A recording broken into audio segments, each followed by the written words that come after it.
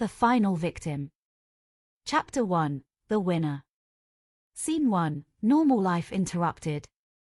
The email arrived at 9:14 a.m., slipping into Alex Mercer's inbox with the soft, forgettable chime that usually meant another automated reminder or a discount code she would never use. She did not notice it at first. Her attention was buried in a spreadsheet that had grown into a sprawling, color-coded labyrinth. The kind of document that made her eyes ache and her coffee go cold. Outside the office window, a thin drizzle blurred the high street and turned passing umbrellas into drifting blobs of color. It was the subject line that finally caught her eye. "Congratulations. You are our winner." Alex frowned at the screen. She blinked once, then again, as if the words might rearrange themselves into something more ordinary. They did not. She tried to remember the last time she had entered a competition. She was not the type who filled out surveys or clicked on raffles. She barely had the patience to unsubscribe from newsletters. The most recent thing she had signed up for was a loyalty card at the supermarket, and even that had felt like a commitment. Curiosity nudged her. She clicked. The email opened in a clean, elegant layout.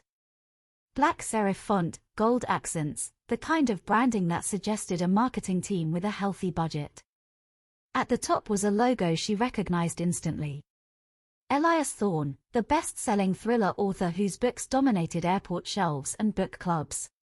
She had read a few of them. Sharp, addictive stories that kept her awake far too late and made her check the locks twice before bed.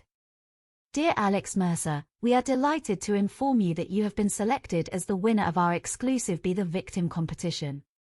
Your name will be featured as the murder victim in Elias Thorne's upcoming novel, currently titled The Final Victim.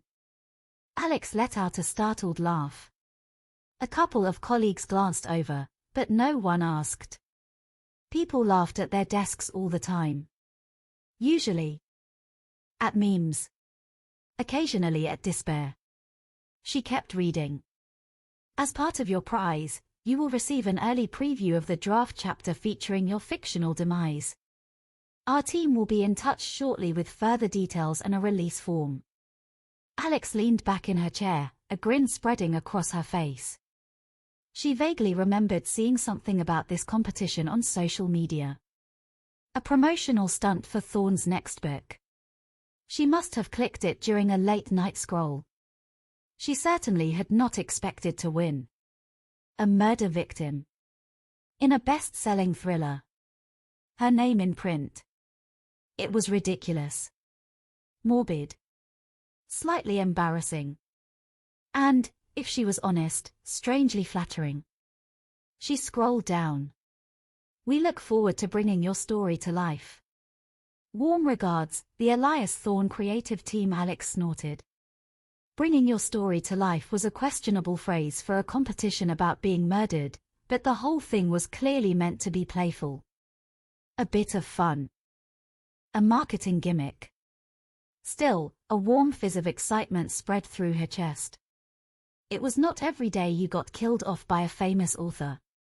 She reread the email, letting the novelty settle in. Then something caught her eye. A small symbol at the bottom of the message, tucked beside the signature. A circle intersected by a vertical line, almost like a stylized keyhole. It was not part of the author's usual branding.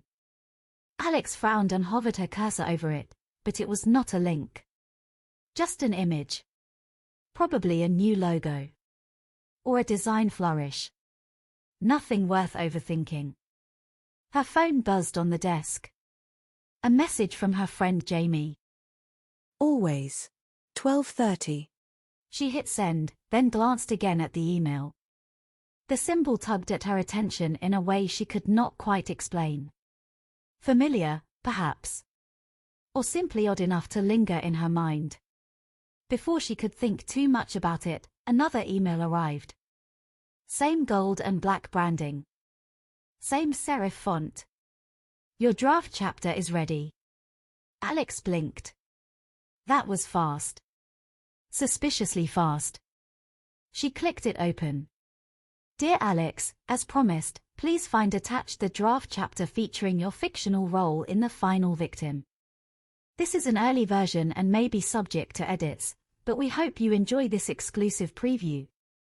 Attached was a PDF titled Chapter 14. The Mercer Murder. Her stomach fluttered. She was not sure if it was excitement or nerves. She glanced around the office. Everyone else was absorbed in their own screens, their own deadlines, their own quiet battles with spreadsheets and emails. No one had any idea that Alex Mercer had just been killed off in a thriller. She downloaded the file. Her cursor hovered over it for a moment. A strange, anticipatory stillness settled over her. The kind that comes before opening exam results or reading a message from someone you should have forgotten by now.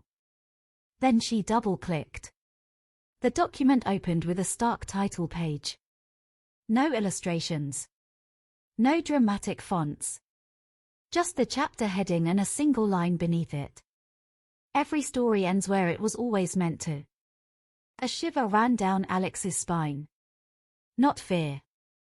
Not yet. Something colder than amusement. Something that felt like a fingertip trailing down the back of her neck. She shook it off. It was just good writing. Thorne was known for atmospheric hooks. Still, she hesitated before scrolling. Her coffee had gone completely cold. The drizzle outside had thickened into a steady rain that tapped softly against the window. The office felt unusually quiet, as if the world were holding its breath. Alex exhaled slowly. All right. Let's see how I die. She scrolled to the first paragraph. And the moment she began reading, the tone of her morning shifted. Subtly, almost imperceptibly, but undeniably. As if something beneath her feet had tilted. Something about this prize, she realized, was not as harmless as it seemed.